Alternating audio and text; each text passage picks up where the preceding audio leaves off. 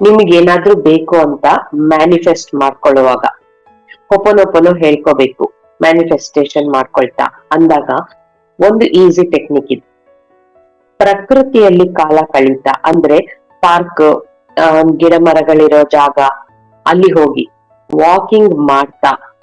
ಯಾಕೆಂದ್ರೆ ಪ್ರಕೃತಿಯಲ್ಲಿದ್ದಾಗ ನಮ್ಮ vibration high ಆಗತ್ತೆ, ನಮ್ಮ ಫ್ರೀಕ್ವೆನ್ಸಿ ಹೈ ಆಗತ್ತೆ. ಆಗ ನಮ್ಮ ಗೋಲ್ ನ ಫ್ರೀಕ್ವೆನ್ಸಿಗೆ ನಾವು ಬೇಗ ರೀಚ್ ಆಗ್ತೀವಿ. ಆಗ ನಮ್ಮ ಗೋಲ್ ಬೇಗ ನಮ್ಗೆ ಬಂದು ಸಿಗತ್ತೆ.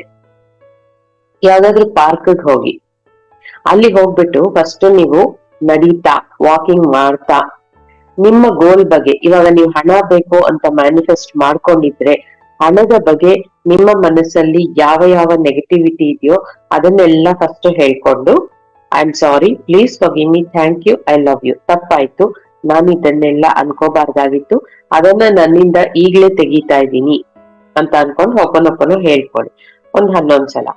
ಅದಾದ್ಮೇಲೆ ನಿಮ್ಮ ಮ್ಯಾನಿಫೆಸ್ಟೇಷನ್ ಆಲ್ರೆಡಿ ನಿಮ್ಗೆ ಸಿಕ್ಕಿರೋ ಹಾಗೆ 108 ಸಲ ಹೇಳ್ಕೊಳ್ತಾ ವಾಕಿಂಗ್ ಮಾಡಿ.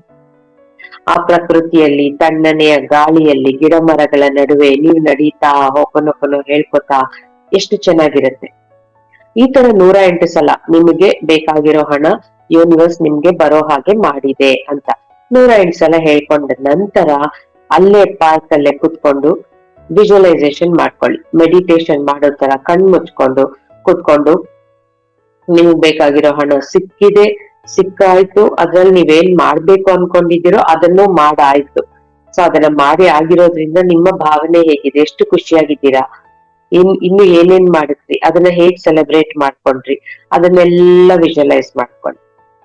ಇದೇ ಪ್ರಾಸೆಸ್ ನ ಡೈಲಿ ಮಾಡಿ. ಆದಷ್ಟು ಬೇಗ ನಿಮ್ಮ ಮ್ಯಾನಿಫೆಸ್ಟೇಷನ್ ನಿಮ್ಗೆ ಬಂದು ತಲುಪುತ್ತೆ.